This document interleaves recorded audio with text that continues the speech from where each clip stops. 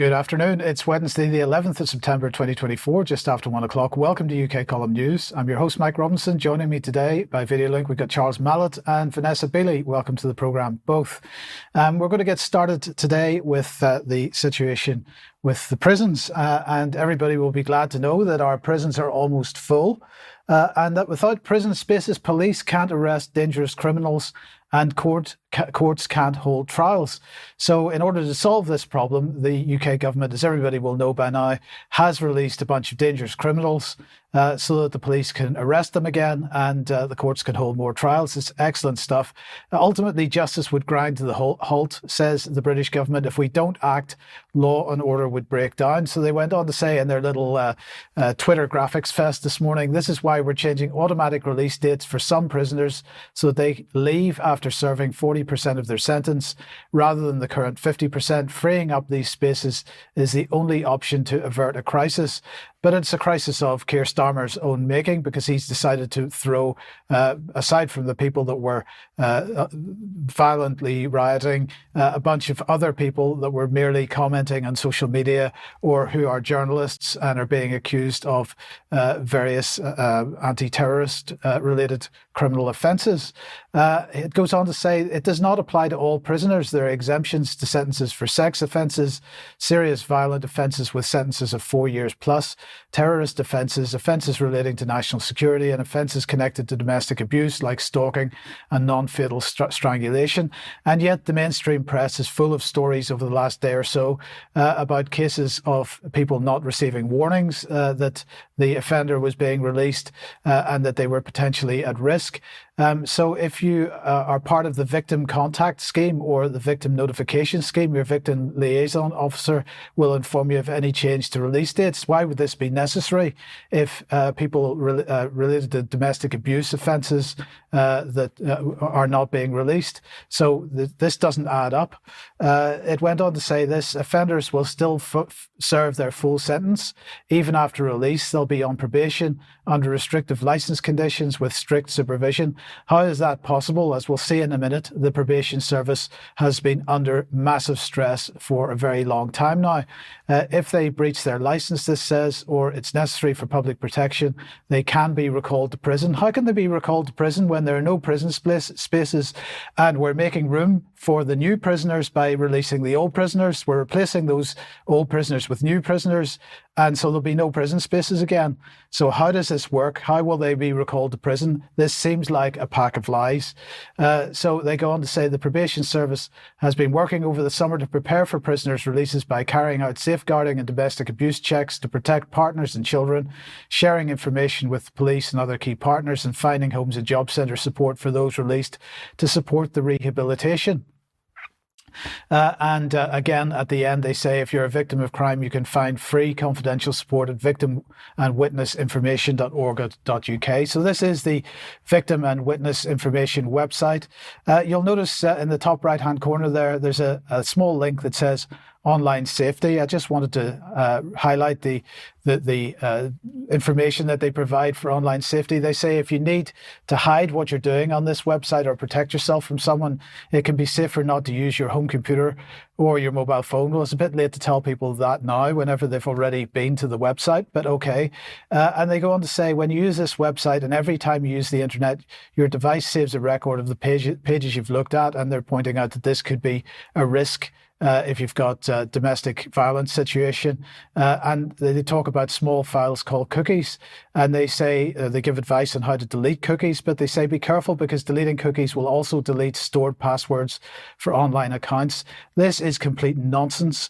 And this is such bad advice. If any organization is storing a password inside a cookie, then that would be the last time I would ever visit that organization. That is not what cookies are for. And so that is quite bad advice, because that will potentially prevent people from deleting cookies. But anyway, I just want to highlight this. Speaking of the probation service, this is NAPO, the probation union, and this is what they had to say about this. They call it a ticking time bomb. Probation unit NAPO fears that the early prisoner release scheme is a ticking time bomb that could put public safety at risk.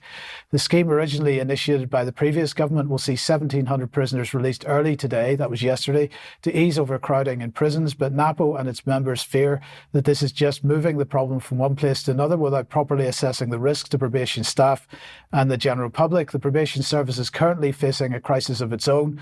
Chronic staff shortages, excessive workloads and poor morale have staff worried about how they will be able to supervise this influx of service users, particularly those who should not be eligible for the scheme but are somehow being released because they're serving concurrent sentences involving a lesser offence. So we get to see why some of these risky prisoners are being released. The announcement of the policy had already exponentially increased workloads for probation staff working in prisons and the community as they attempted to accelerate release plans, develop and strengthen risk management plans, and find appropriate accommodation for those being released. With workloads significantly higher, the ability of staff to address risk and support the transition of those being released will have a wider impact on the work that's already being undertaken. And this shouldn't come as a surprise to anybody, because NAPO, as they said in the previous paragraph there, this is a continuation of a policy which the Tories had originally initiated. So again, this is not change on behalf of Keir Starmer, it's just acceleration. So if we look at NAPO's comments from May 2024, when the original plan was announced by the Tory government, NAPO, the largest trade union representing probation staff, they said, has condemned the government's recent announcement that from the 23rd of May, certain categories of prisoners in 84 premises across the Malet estate in England and Wales will be eligible for earlier release up to 70 days prior to the end of their sentence. A similar scheme that has been running in the female prison estate has now been suspended. So the very much stronger language with the previous government. Perhaps that's because they're a union, I don't know. But anyway, just to highlight what Charles had reported a couple of weeks ago about the reoffending rates. Adults released from custody or starting court orders had a proven reoffending rate of 33.4%. Adults released from custodial sentences of less than 12 months had a proven reoffending rate of 56.1%. And the question is, bearing in mind the stress of the probation service, how much actual coverage is going to be given to these new people released, and what are the chances of reoffending? In the meantime, the mainstream press has been going nuts with the headlines designed to enrage the population. So my stepdad broke my ribs and made me lick dog feces off his shoe when I was 9 years old. Now he's free after serving just 19 months. I mean, if these cases are true, it is shocking, and I mean, Starmer should be answering for this, but of course many of these headlines are inflammatory as we just run through them. But don't worry, because Starmer's uncomfortable with some of the people who have been released apparently. So we'll be back. Thieves and drug addicts admit they'll end up back behind bars. The other point to make here is, of course, part of this is about driving demand for offenders to be sent overseas in order to deal with this problem. This, again, was something that the Tories had attempted to do with the criminal justice system, and the idea of sending prisoners to Estonia apparently still on the cards. So, Charles, I don't know what you think about that very briefly. What are your thoughts? I think well, first of all, good afternoon all, and good afternoon, Mike. The big question that hardly anybody wants to tackle is what is the expected outcome from a prison sentence? Given the reoffending rates, and indeed the way in which we're seeing people who are substantially below the threshold of criminal activity are actually ending up in prison now. What is the expected outcome? And if that's not dealt with, then all of this is in effect for naught. It's layers and layers of confusion upon one another. And the other thing, I think, is that what we forget is how quickly the prison population has risen from the 90s. Between 1993 and 2012, the prison population doubled. And that's because of effectively procedural ineptitude and an inability to be able to grasp what was going on within the system. And they're still feeling the hangover from that. So it is complete chaos. And unless they start again, it's not going to get any better. Well, indeed. We'll talk about this much more in extra. But Charles, in the meantime, what's going on with the police? Well, it's a throwback really to 2020, and we'll just look at the case of Charlie Staple, a young man who I spoke to yesterday. This is a picture of him earlier in the week outside the Royal Court of Justice, and he was filmed by a friend of the column, Wilsey of Resistance GB, outside at a demonstration in London, and this is how he was dealt with by police at the time. Hey, you want me? No, I'm warning you. Okay, under public health legislation, if you don't move and go, oh yeah, I'm going to arrest you. All right. Yeah, go then. See, you got to go, ain't you? You got to go, mate. Mate, what are you doing? You got to go, mate. What are you doing? Oh, I'm going. Get off me then. Listen, mate. Mate, look at you. What are you doing? Excuse me, 40s. All right, okay. Yes. What are you doing? All right, okay. What? You've been You told me to move. You've been warned to go under public health, okay? Under public health? Under the public health legislation, okay? All right, I've told you. What is that? Shut up. Listen to me. All You right, shut okay? up. Tell me to shut up. I told you twice. You haven't done it, okay? You stop, turn round, and use verbal abuse. Okay? Right? Yeah. So okay? you're not socially I'm not putting up with that. Okay? So you're under arrest. So You're what? You're spitting arrest, on my mate. wife. Mate, don't Why bother. are you nicking me though? Don't bother, mate. I haven't done nothing. Ease, you have to engage with him. This is illegal. You have to engage with him first before you arrest him. Arrest is a. It's. Hey, what? Hey! This is a last resort. You're not legally allowed to do this. This is illegal. Public health. Now, there's not enough time to go into the egregious detail of what happened, but nonetheless, Charlie himself was charged with assault on emergency worker, among other things. Now, he defended himself, and during his trial, he, almost as an aside, said it was like he was being tortured. The judge asked the jury if that was something that they would consider, and they found that reasonable, and therefore it's introducing the element of torture as a concept, and what we have to look at is section 134 of the Criminal Justice Act 1988. So this goes back a while, and it specifically states that a public official or person acting in an official capacity, whatever his nationality, so we have to bear that in mind because it covers acts overseas, intentionally inflicts severe pain or suffering on another in the performance or purported performance of his official duties. Now, this is reinforced, of course, by the Human Rights Act 1998, which specifically says under Article 3, prohibition of torture, no one shall be subjected to torture or to inhuman or degrading treatment or punishment. That's an absolute right. It's not qualified or limited. However, amazingly, in the Criminal Justice Act, it goes on to say that it shall be a defence for a person charged with an offence under this section to prove that he had lawful authority, justification, or excuse for that conduct. And given what we've just looked at, that seems perfectly extraordinary. Further, there is, of course, a loophole. The system is very much stacked against the individual.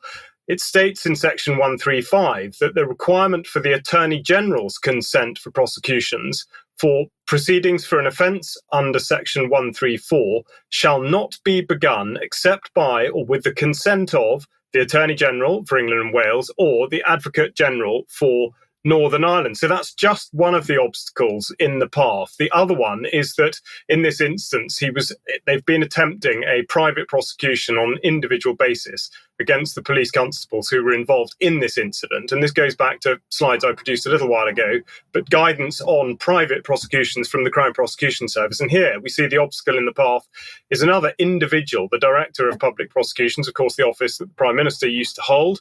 And he has the power under Section 6 to take over private prosecutions. Now, what does that mean? It means that there will be instances where it is appropriate for the Crown Prosecution Service to exercise the director's powers to discontinue or to stop it. Now, this is very significant. Further, of course, with the new government, we have a new Attorney General, and I think it bears scrutiny to look at him as an individual and indeed what he is supposed to be standing for. Richard Hermer, KC, unusually he's come straight from law and not inside politics. But the Financial Times in particular has written him up as somebody with a sort of staunch position on Israel insofar as he is meant to be balanced exponent of effectively sort of a legal viewpoint. Now, Hermer himself is Jewish. To what extent could that present an obstacle to his objectivity given the situation in the Middle East at the moment? In an article that he co-wrote back in October last year for the Financial Times, he states that Israel has a clear right in international law to respond in self-defense.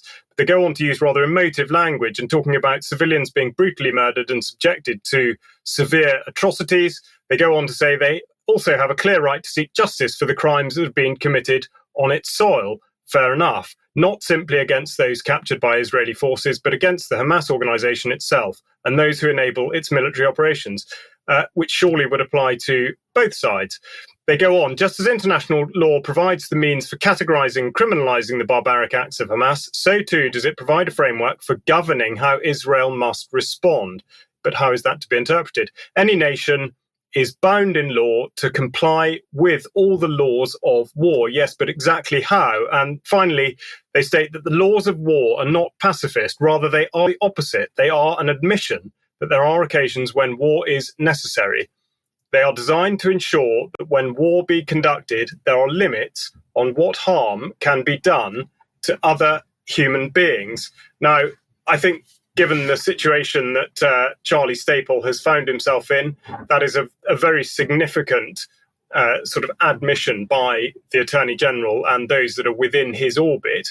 And first of all, we've got the issue of whether there should be a common law tort of torture, and this could break very interesting legal ground. But also we have the other aspect of the fact that the Attorney General presents potentially an enormous obstacle, not just to this, but also to securing peace in the Middle East, possibly, but we shall see.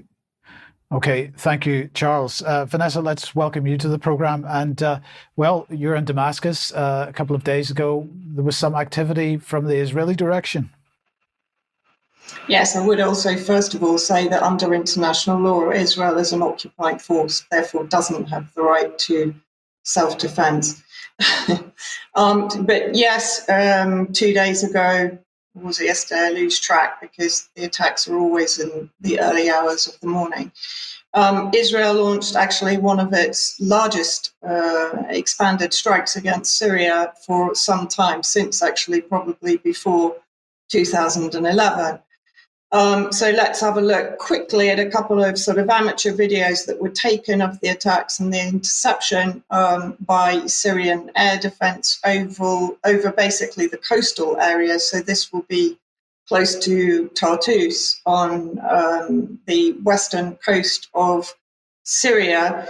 There have been rumors that the Syrian air defenses did actually shoot down an Israeli warplane. Now, obviously, if they did, that will have landed in the sea. And so, therefore, until now, we haven't got substantiation of those rumors. And, of course, Israel is not going to be the first one to admit it. So the first wave of attacks basically came from Lebanon, the northwest of Lebanon, and then from, as I said, the western coastal region from the Mediterranean Sea. It's worth also noting that Russian jets were buzzing the Israeli jets. They were patrolling the coastal area to prevent the Israeli jets entering Syrian airspace, but they couldn't engage with the jets because of the activity of the Syrian air defense would have put them in peril, of course. So the area that was extensively targeted is the village and the countryside of Masyaf, inside that red circle to the west of Hama and Homs in sort of central Syria. The first wave of attacks used the Delilah cruise missiles. I'm not sure of the number that was used, but it was an extensive attack. The majority of the missiles were downed by the Syrian air defenses, and it's believed that for the first time in some time, the Syrian air defense used the S-200, which was seen to arrive as far as Haifa in the occupied territories. That was then followed by a wave. So while they had tried to create almost a belt of fire for the Syrian air defense and then sent in the Harop suicide drones to target certain areas inside Syria. So this was a very, very extensive attack. However, a number of the drones were brought down in various areas on the coast and surrounding the Masyaf Homs area. Now, interestingly, there was a French Air Force plane seen coming in from the Jordan airspace, but carrying out surveillance shortly before the attack. And that, I think, is the first time that the French planes have been involved. It's also interesting that about a year ago, there was talk of setting up a NATO base and headquarters in Jordan. In addition to the Syrian army's research centers and a position in the north of the city of Masyaf, the Israelis also targeted a military base in the southwest of the city, which, according to the Israeli regime, was the site of the production of rockets utilized by the Lebanese resistance movement. The military base, which is identified as an underground facility, and the Institute 4000 Research Center was also targeted in the airstrike by the occupying regime's army on the 12th, March the 12th, 2023. Since 2018, the mentioned center has been attacked by the Israeli regime's army at least on 4 occasions. And if we go back 1 year, I think we reported on this report in Hebrew by the INSS, Tel Aviv University-related think tank, that actually went into some detail about the perceived threat from Syria's weapon development. Now, in the strikes, there were 14 people killed, many injured, 6 critically, all of whom were taken to the Masyaf National Hospital. And in fact, the director of the National Hospital was himself injured, and a Syrian news agency reporter.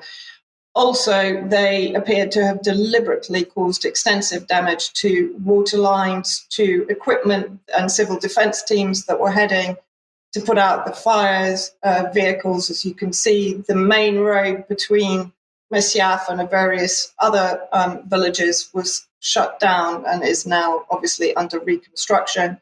Electricity, internet lines were heavily damaged. And of course, you know, this is relatively normal. We've seen the water crimes in Gaza and in Lebanon, of course, the attacks and the burning of Lebanese forestry and the destruction of civilian infrastructure. So very similar pattern here. Vanessa, thank you very much for that. We will keep an eye on how that develops and how this escalates, as undoubtedly it will. Okay, if you like what the UK Column does, you would like to support us, the place to go is support.ukcolumn.org. We do need your financial support. It's what keeps us going, and we'd like to thank everybody that is supporting us in this way.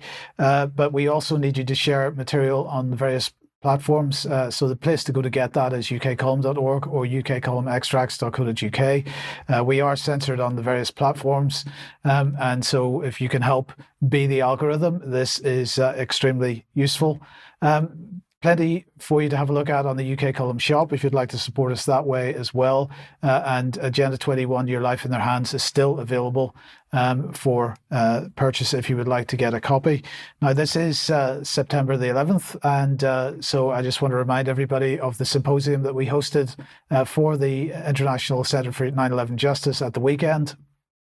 The archive of that is on the UK Column website at the moment.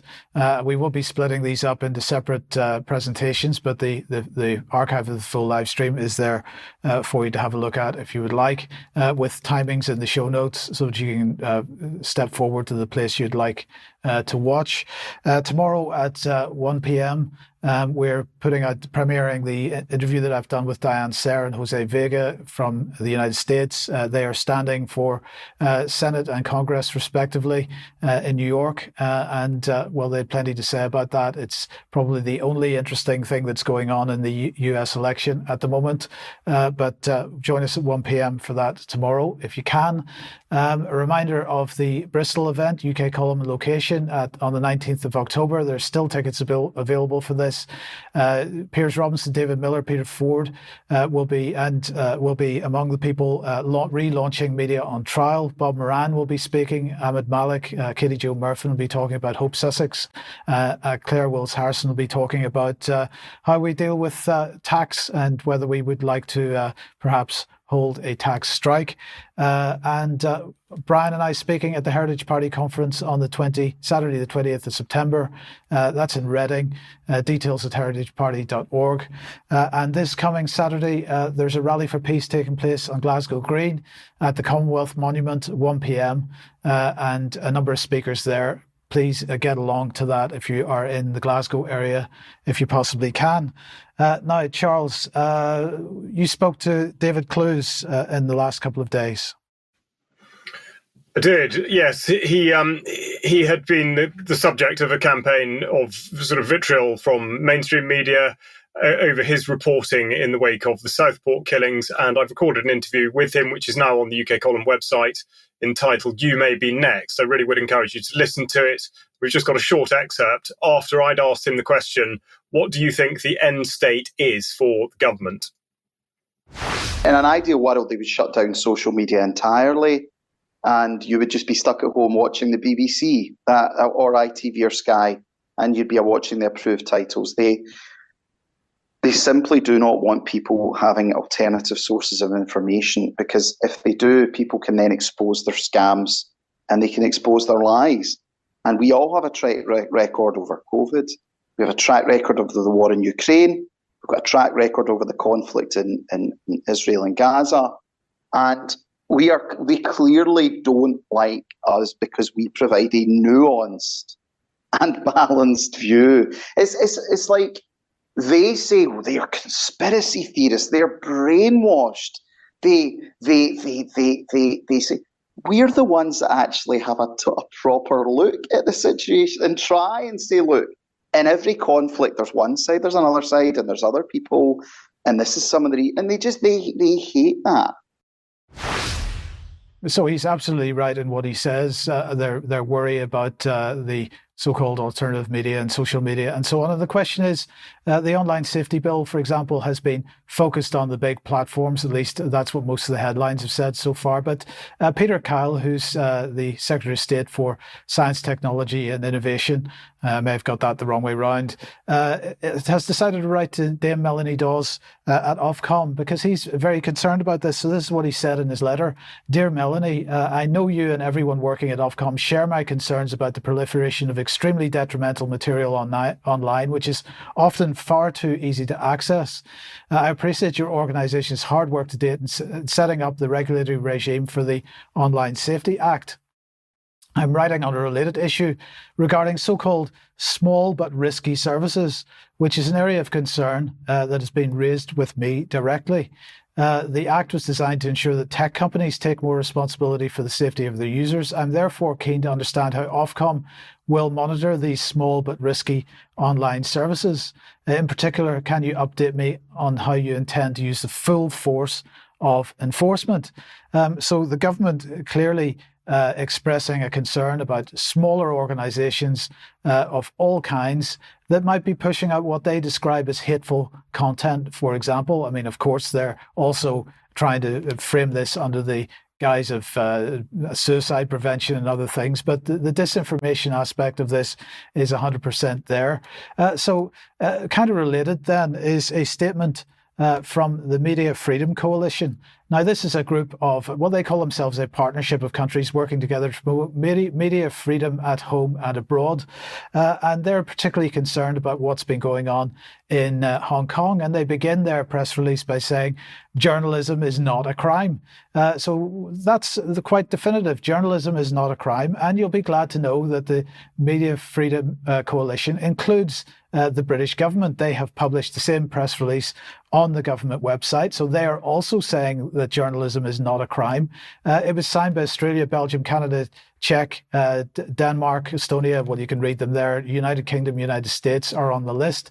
So we might take that into consideration when we consider the people that have been arrested recently because of claims by the British government that they've somehow breached the Terrorism Act by somehow supporting a prescribed organisation, or the people that have been complaining on social media about immigration and are going to prison at the moment because they dared to speak out on social media.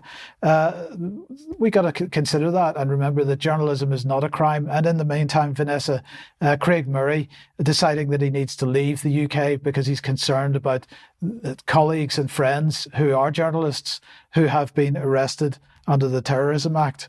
I don't know if you've got any thoughts on that.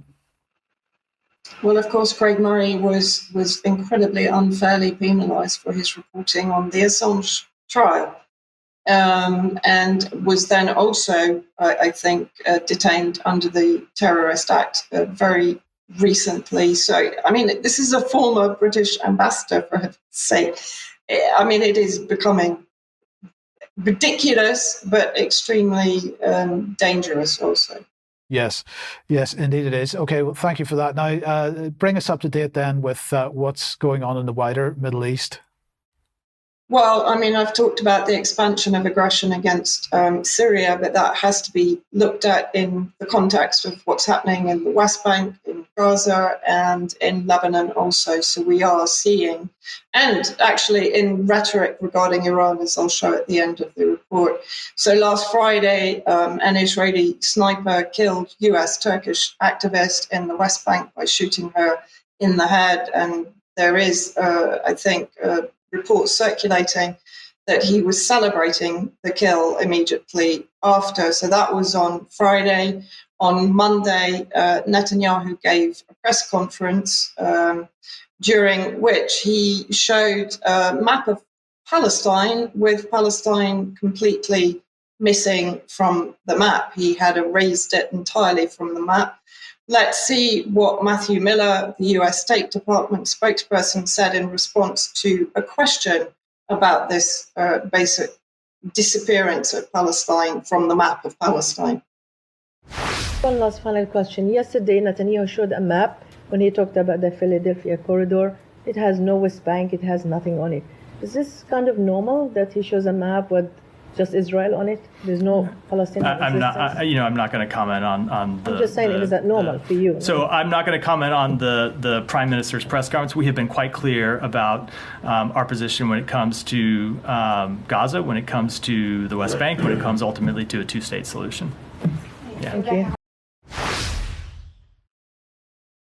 No comment. But I mean, this is quite extraordinary. Would he be quite so mealy-mouthed if this was regarding Ukraine and Russia, for example?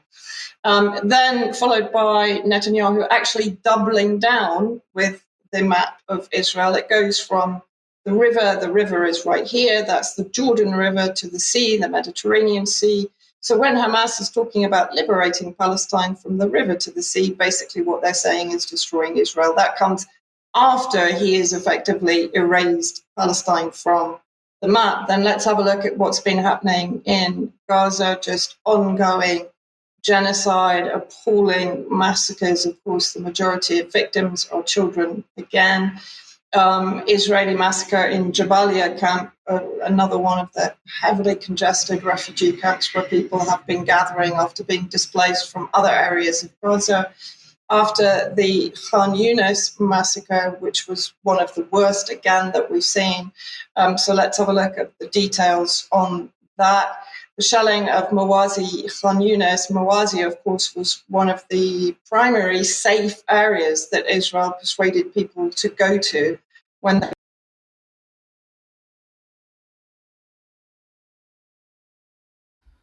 early hours of Tuesday, Israel launched an extensive attack against the displacement camp in al-Mawazi. The area was previously declared an alleged safe zone. An unfinalized death toll indicates that at least 40 Palestinians have been killed in the aggression, while 65 others were injured. However, the numbers are expected to exponentially increase in the upcoming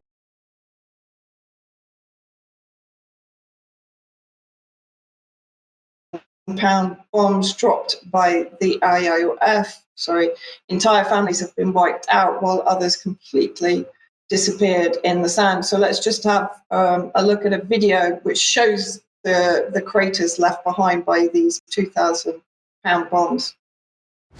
نار كبير في هذا المكان، حفرة عميقة لا توصف في هذا المكان جراء استهدافها بأكثر من 5 صواريخ. عملية الإنقاذ والبحث ما زالت مستمرة رغم وعورة المكان.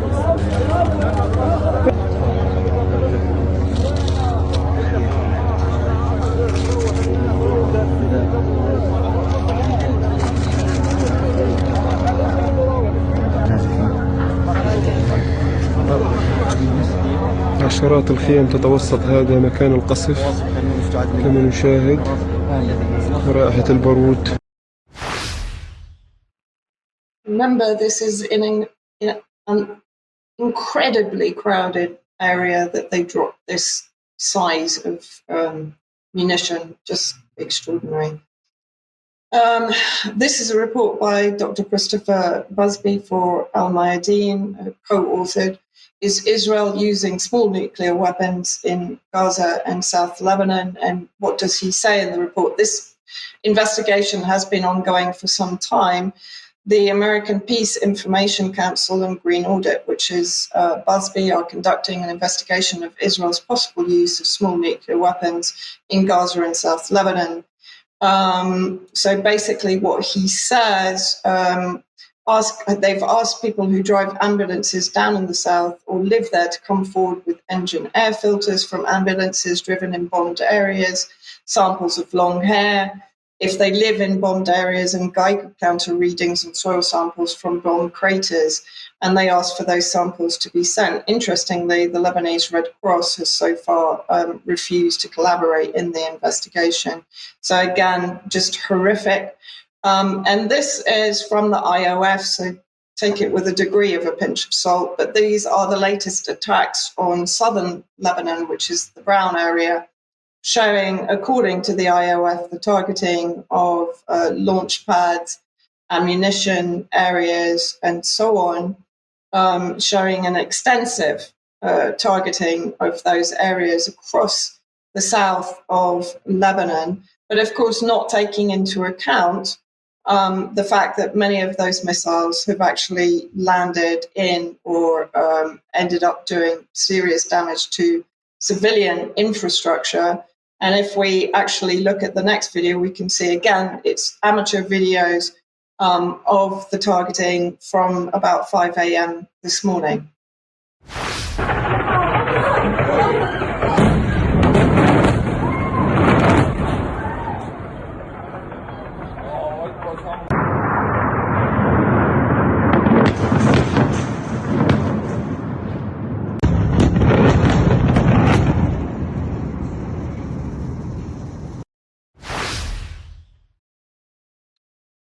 And I mentioned Iran also. This is Gantz speaking at the MEAD conference in Washington. Benny Gantz calls for increased pressure on Iran and says that the time for action in the north has come and that Israel is late on this, that they need to take care of Hezbollah. Now, interesting timing. So this presentation is coming just before elections and with Trump in, I would say, voting ascendancy in the US. So what did he say? This war has shown that we need to increase military, diplomatic, and economic pressure on Iran, and that we cannot accept an agreement that only addresses nuclear issues, but must also include restrictions on funding and operating proxies. Proxies, of course, are another word for the allies of Iran, which will mean Iraq, Yemen, Lebanon, Syria, state and non-state actors. Gantz identified Iran as the root of regional problems. While Hezbollah poses an operational threat, we must remember that Iran is the core issue. Look at the situation in Iraq, Yemen, and Lebanon. Achieving real victory is about resolving the Hamas issue and recovering hostages. It's about a regional alliance against the Iranian axis that has established terror cells around us. Syria is described, therefore, as a terror cell, one presumes.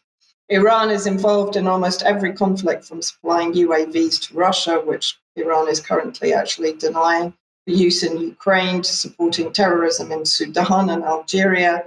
The prospect of Iran with nuclear capabilities is concerning. We must maintain pressure on Iran, not just militarily, but economically and politically, with greater intensity.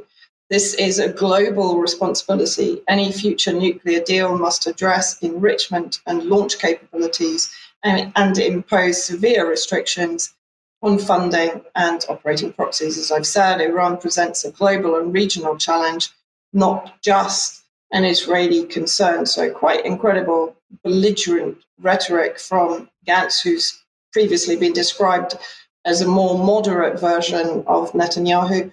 And then let's have a look at a recent video of Trump on his campaign trail speaking about Israel.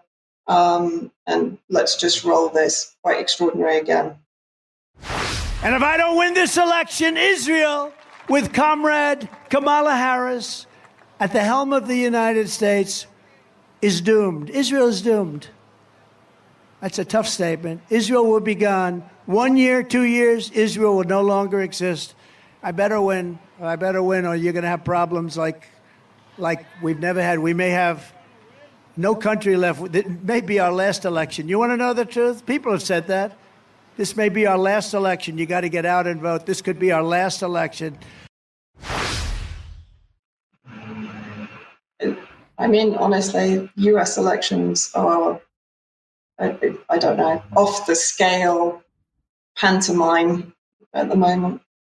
Yes, Vanessa, it did put a smile on my face. Any allegations that Iran is supporting terrorism in Sudan and Algeria? I think Britain is a much more likely candidate for that. But anyway, thank you for that. Let's come back to Britain then, Charles, and the latest on farming. Thanks, Mike. Yes, today is, at least according to the National Farmers Union, the NFU, today is Back British Farming Day, and they've been setting up a stall in Parliament Square to make this public. I think the big question to ask is, are the NFU supporting British farming? And there might be some evidence to suggest that might not exactly be the case. They've also criticised DEFRA today about underspending on subsidy. Of course, subsidy described as creating slaves by Julian Rose, who gave a very good interview to a column. And here's Tom Bradshaw, the NFU president, from that article saying that a 358 million underspend over 3 years is unacceptable and nothing short of a kick in the teeth to farmers and growers who have faced years of uncertainty and loss of income during the agricultural transition. Well, you'd think, therefore, that DEFRA and the NFU might be at loggerheads, but that's perhaps not quite the case. Also published today are the statistics from DEFRA on the amount of money they have spent in all the various subsidy classes. The Farming and Countryside Programme annual report covering the period up to the year up to 31st of March 2024. So it is going to be a bit out of date, especially given all the changes that were put in place by Steve Barclay, the previous Secretary for the Environment, earlier on in the year. But nonetheless, in the introductory text here, it's worth noting that they say that the programme pays farmers and land managers to deliver significant and important outcomes for climate mitigation,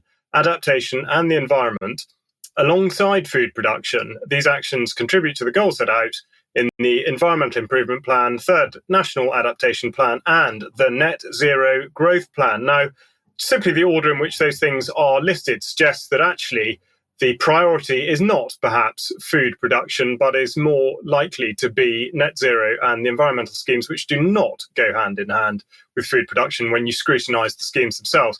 Now, just to look at the figures in a bit of detail, we see that the total spend this year has been 2.14 billion, but that's down from 2.45 billion 4 years ago. The land management schemes, which is what's been referred to, that this is where things are changing, is now a total of 806 million in the year versus 433 million 4 years ago.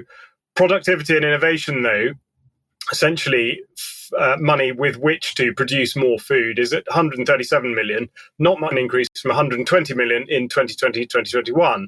But they do describe that they have taken on a data-driven approach to engage farmers across 97 regional and stakeholder events in London. Essentially, they will have been harvesting information with which to better control the farmers that they can reach. And also they show off that they've produced 26 videos with 12,000 views and 4 podcast episodes with 4,900 downloads. I would say they could do better on that score, so I'm not quite sure why they've included it. But the thing to look at really is, what are the priorities? Are they food production for either the NFU or DEFRA or not? And the NFU particularly is banging the drum for achieving net zero in farming by the year 2040. And in the introduction by Minette Batters, the president, she says that there's no single answer to this problem. To achieve our aim, we'll need a range of measures that fall under 3 broad headings: improving farming's productive efficiency, improving land management and changing land use to capture more carbon, boosting renewable energy, and the wider bioeconomy.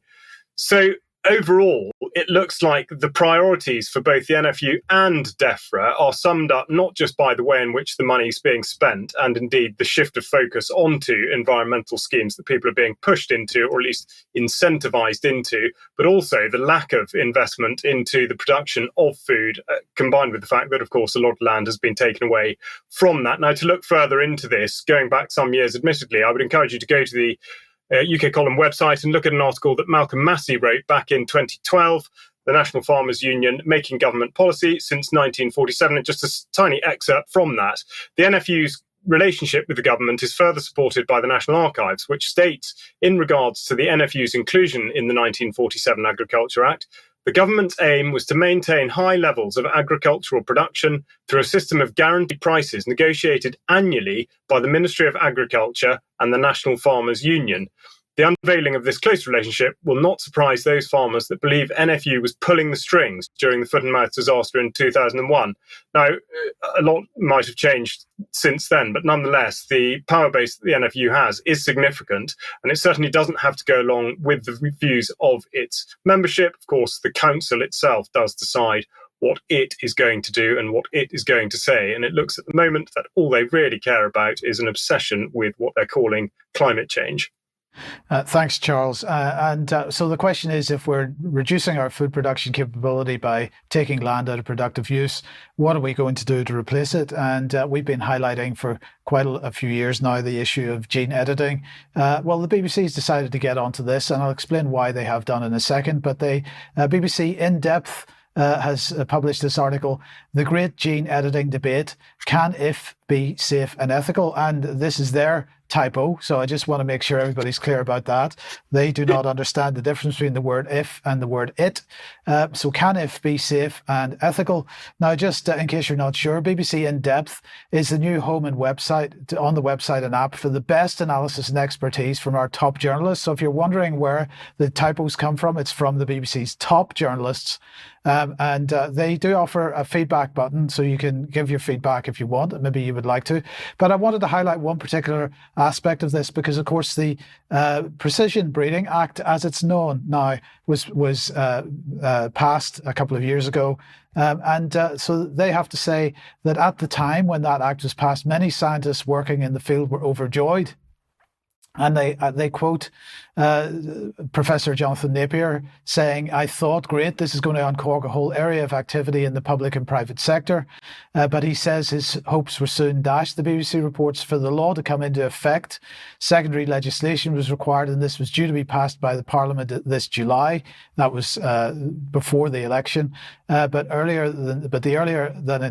was after the election, but the earlier than expected election meant that this was not voted on by MPs, and the act is currently in limbo. So the Precision Breeding Act, as the BBC calls it, and I have to say Charles called it the last time he mentioned it as well, is what it's known as. But I wonder why it has been called that, because of course in doing that they don't make the point that the words precision breeding were in brackets, and genetic technology has been effectively removed from the title, and perhaps that's for reasons that they don't want to highlight the genetic aspect of this. But I just wanted to remind everybody what this piece of legislation does, and should it get the secondary legislation passed, which the Labour government regime has said that it will do, it removes plants and animals produced, and this again is the government's typo in this case, remove plants and animals produced through precision breeding technologies from regulatory requirements applicable in England to the environmental release and marketing of genetically modified organisms. Introduced 2 notification systems, one for precision bred organisms used for research purposes and the other for marketing purposes. The government collected will be the information collected will be published on the public register on gov.uk. Well, that hasn't happened because the secondary legislation hasn't been passed yet. Establish proportionate regulatory system for precision bred animals to ensure animal welfare is safeguarded. We will not be introducing changes to the regulations for animals until this system is in place. And finally, establish a new science-based authorization process for food and feed products derived from using precision bred plants and animals, again using gene editing. And so the question is, are we replacing food production on farmland, whether that be arable food production or animals, with food production in factories and labs and so on? And I see that is the direction of travel, and therefore we've got to be aware of that and making sure that this secondary legislation never gets passed. Charles, back to you on more countryside news. Thanks, Mike. Yes, of course, farming being but one economic activity that takes place in the countryside. The Labour manifesto from this year has said that under animal welfare considerations or concerns, they are going to improve the situation. And they say they will ban trail hunting and the import of hunting trophies. Now, this, of course, is an extension, effectively, of the Blair-era Hunting Act of 2004, which came into effect as a ban in 2005. Now, regardless of your views on the practice of hunting, the situation at hand is that trail hunting has effectively replaced hunting with dogs. There were exemptions for stalking or flushing wild animals, effectively to prevent damage to livestock, feed, crops, timber, etc., or to obtain meat for human or animal consumption, or to participate in a field trial. But essentially that was with a restriction to working with only 2 dogs and not working underground. So, of course, it was effectively impossible to actually continue to hunt. Now, even The Guardian at the time, back in 2004, Geoffrey Wheatcroft writing here, George Orwell hunting is a sop to MPs for war in Iraq. And I think it is worth just going back and having a look over some of the things that were being said at the time. Short of improbable developments in the courts, fox hunting will become illegal in England on Friday. Many people reading this will no doubt be pleased, but I suggest that the left might pause before gloating and wipe any smiles off their faces. This is a very nasty piece of political work indeed, and what it says about the Labour Party is truly horrible. For those who don't know the figures, by the way, more than 700 hours of parliamentary time were devoted to the hunting ban, as against 7 hours spent on the decision to invade Iraq, a comparison that sums up the way we are governed. Now, I would absolutely agree with that statement then and now. To go back to the practice of trail hunting, which effectively came into being after the ban on fox hunting, this is a statement from the British Hound Sports Association, just to define what it is, but specifically the concerns on the other side of the argument, effectively, which are that animals do still get chased, and that the Hound Association stating here, if the hounds pick up the scent of a live quarry, the huntsman and other members of the staff stop the hounds as soon as they are made aware that the hounds are no longer following a trail that has been laid. Okay, that is somewhat questionable because there does seem to be a significant degree of evidence to suggest that doesn't always turn out like that. Nonetheless, they go on, due to the persistent, spurious allegations from our opponents that hunts are not trail hunting, the presence of saboteurs is trying to intentionally disrupt the legal activities. Hunts record and keep evidence of their trail laying, and files are kept of the day's activities. Now, as I said at the start, effectively, this concerns what goes on in the economic situation or the economic dimension of the rural environment. So if this is of interest to you, then the British Hound Sports Association is having a National Trail Hunting Day this Saturday, the 14th of September. But the principle, of course, is that the government is proposing to do away with an activity that provides a significant economic contribution to the rural environment. And here we have the Countryside Alliance a couple of years ago having a sort of look back at what happened back in 2004. And an interesting remark by Tim Bonner, who's written for the Countryside Alliance, saying, I'm asked at least once a week, and have been for the past 20 years, when are we going to march again? And my answer is, we need a moment. Now, to me, this is an interesting remark and a strange way to look at things, because I would perceive that, in fact, the rural environment has been under attack from successive governments for an awfully long time. And I wrote to the Countryside Alliance last year on exactly this principle, to effectively ask why they didn't challenge the COVID restrictions due to their banner of liberty and livelihood. And I wrote, as part of a longer email, in 2020 and beyond, when a divisive and undemocratic campaign to destroy almost all of the British economy under the falsehood of a public health emergency, the Countryside Alliance remained silent. And their reply was that the COVID pandemic and subsequent policies put in place was not an area the Countryside Alliance had expertise in. So it was only right that we left the debate and discussions to those more qualified. They went on to say, I appreciate you are concerned about state control and being monitored and tracked, but our campaigns reflect the concerns of our members. And this is not an issue that is on their agenda for the Countryside Alliance to campaign on. Well, without wanting to have too much of a pop at the Countryside Alliance or their membership, I would say that they are staggeringly naive and very, very short-sighted not to have seen this coming, for they are in a terrible predicament now. And this was encapsulated in a letter I saw in the back of the programme from the amazing Frampton Fair of this year. It's a picture of a huntsman with a letter written on his back, which I'll read out, which is, Dear Labour, what will you do with the hounds no longer used? What will you do with the horses? What jobs and houses will you find for thousands of those in hunt service? Will you collect the dead stock from farmers? Will you support the local pubs and shops no longer seeing the benefit of hunt events and hunting folk? Will you support the farriers with no work? Will you fix fences, plant hedges and trees? Will you provide a community who helps one another in any situation? No, you won't. And that is the bottom line here. The government are not suggesting any kind of economic alternative to this, and yet they're banging the drum about animal welfare. So just to remind you, as a concluding remark, under the guidance on home slaughter, we have a passage here on stunning animals before killing, which is a requirement according to their guidance. It is a requirement in law, and specifically they say if you kill an animal to eat on your property, you must know how to restrain, stun and kill the animal humanely and quickly to avoid causing the animal any avoidable pain, distress or suffering.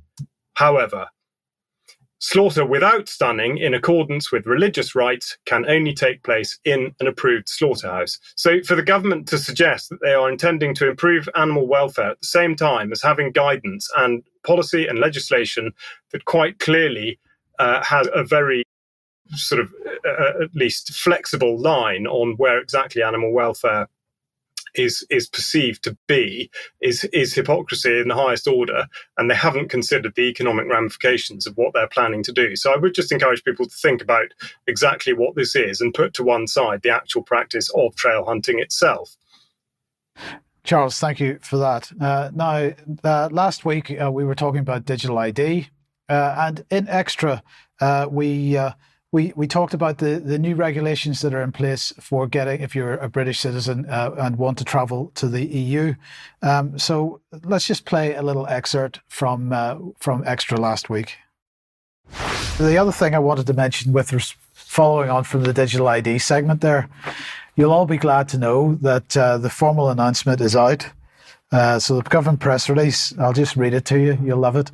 From autumn 2024, the EU will be introducing a new digital border system to strengthen the security of its external Schengen border. The new registration process, called the Entry-Exit System, or EES for short, there you go, that's good stuff, is expected to be introduced in November. However, the EU has yet to confirm specific date for its introduction.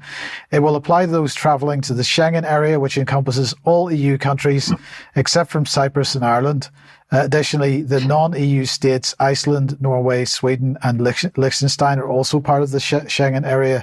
This will require most citizens of countries outside the EU to create a digital record and register their biometric details, such as providing fingerprints and having their photo taken as they enter the Schengen area. This should only take a few minutes for each person to do. British travellers will need to do this on their first visit to the EU after EES is introduced. Their records will be checked on point of entry into the Schengen area, verifying either their fingerprints or photographs. So there you go. Digital ID will, if you refuse to take part, will prevent you going to France, Germany, or any other Schengen country. Now, I did receive an email from somebody suggesting that perhaps it was voluntary. It is absolutely not voluntary. But don't worry, if you think it's unfair that British citizens have to do this going to the EU, it works both ways, and Britain has its own similar scheme. It's not called the EES, such a brilliant acronym that, but it's called the Electronic Travel Authorization, and there's an app that you can get from the App Store or from the Play Store if you're on Android. And so anyone wishing to travel to the UK, except British and Irish citizens, will need permission to travel in advance of coming here. And this can be either through an ETA or an e-visa. So they are confirming that from the 27th of November 2024, eligible non-Europeans can apply for an ETA and will need an ETA to travel from the 8th of January 2025. ETAs will then extend to eligible Europeans from the 5th of March 2025 who will need an ETA to travel from the 2nd of April 2025. So the digital ID regime moves on apace. I'm sure we'll be talking a little bit more about that as well in Extra. Charles, let's just end then with a government contract.